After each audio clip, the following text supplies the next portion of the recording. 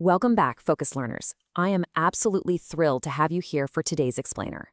We're going to unpack the massive billion-dollar logistical and, honestly, societal machinery operating quietly behind the scenes of the world's biggest events. You know, when you tune in to watch a global spectacle, you're seeing this perfectly polished final product. But the reality of what it actually takes to get there and what happens after the cameras finally turn off, it's utterly fascinating. Okay, let's dive into this roadmap. First, we'll define the mega event.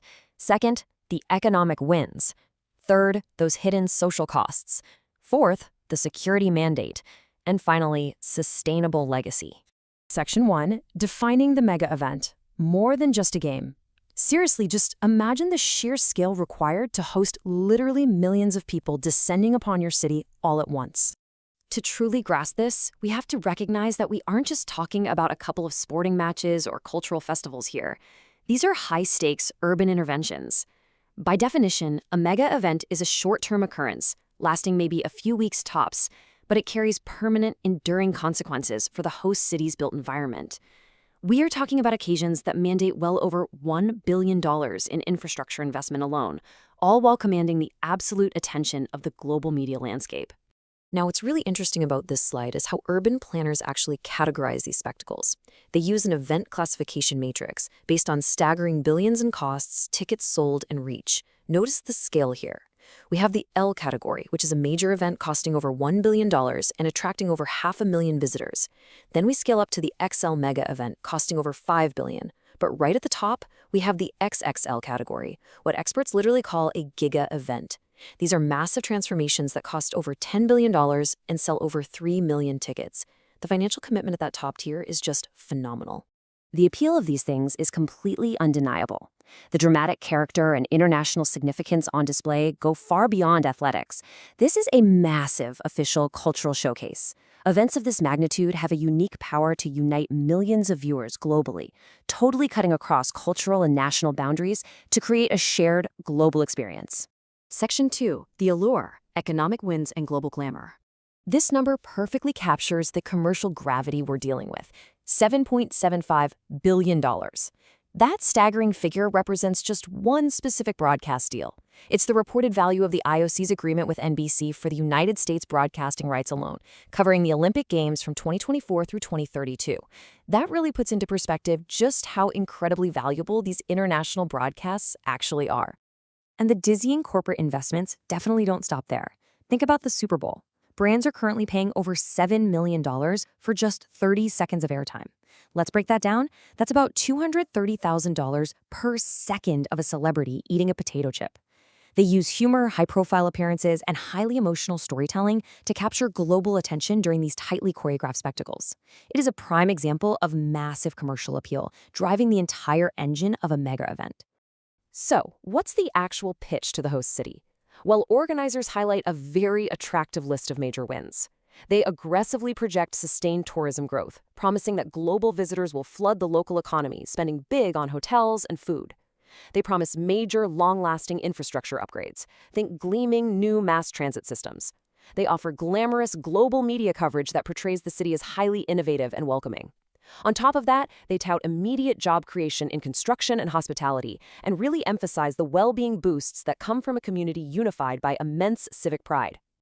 But as with all things, there's another side to the story. Section 3, the reality check, hidden social costs. So the crucial point here is the stark contrast between expectations and reality. Planners frequently overpromise the benefits, highlighting that glamorous media coverage and sustained tourism we just talked about. But the actual outcome? It often results in brutal budget shortfalls. We see massive cost overruns, heavily underestimated initial budgets, and sometimes even poor construction quality. The harsh reality is that a city can be left saddled with staggering long-term debt, and that essentially diverts crucial public funds away from essential everyday services like healthcare and education. And the impact on the ground level? It's profound. I want you to really imagine your own community being bulldozed just to make way for a temporary stadium or a new train line. This leads directly to resident displacement and a severe loss of community identity. Add to that the massive influx of tourists. This causes intense overcrowding, which strains public services and actually worsens income inequality. You also see this cultural homogenization, where the unique local traditions of a city get completely overshadowed by the rigid demands of a globalized international spectacle. Perhaps the most startling reality is summed up in this direct policy shift regarding how these events are managed. To quote, "Event overrides city or national funding priorities, regular rule of law suspended." No joke. Because of the absolute, immovable deadline of an opening ceremony, normal, careful urban planning priorities are entirely bypassed. Public funds are risked for private gain with incredibly limited public input and significantly reduced oversight. Section 4. The Invisible Shield. Modern security mandates. Looking at this timeline, we can clearly see a massive paradigm shift. Pre-9/11, security was handled much like standard local event operations. But post-9/11, everything changed. We saw a massive increase in security spending, specifically tailored for anti-terrorism and large-scale crowd control. In the modern era, a host city essentially transforms into a temporary, highly coordinated fortress. This requires incredibly specialized, global law enforcement integration. Let's move to the next point and see how this builds. This translates into a massive, multi-layered deployment strategy. It begins at the very top with specialized training for military and elite police units to handle high-risk scenarios. Then it moves down to implementing vast networks of surveillance and emergency response protocols. But crucially, and this is super important, it also involves mobilizing tens of thousands of trained local volunteers. These street teams and green teams are the essential boots on the ground. They're out there guiding crowds and managing the day-to-day logistics just to keep the whole event running safely and smoothly. Section 5. Designing for Tomorrow. Sustainable Legacy. And this brilliantly illustrates the sheer physical scale we are talking about. Notice the Sankey Sliding Center and the Ruski Gorky Jumping Center, both built for the 2014 Sochi Winter Games. Just look at the massive footprint these structures leave on the natural environment. These specialized, world-class competitive venues require breathtaking infrastructure investments.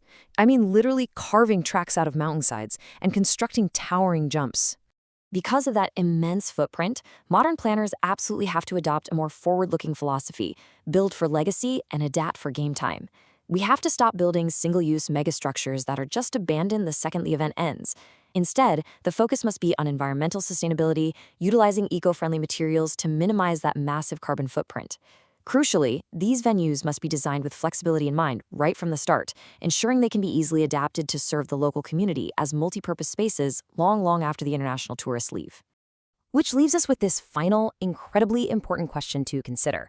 Is the fleeting global glory of a mega event truly worth the permanent transformation of a host city's identity and budget?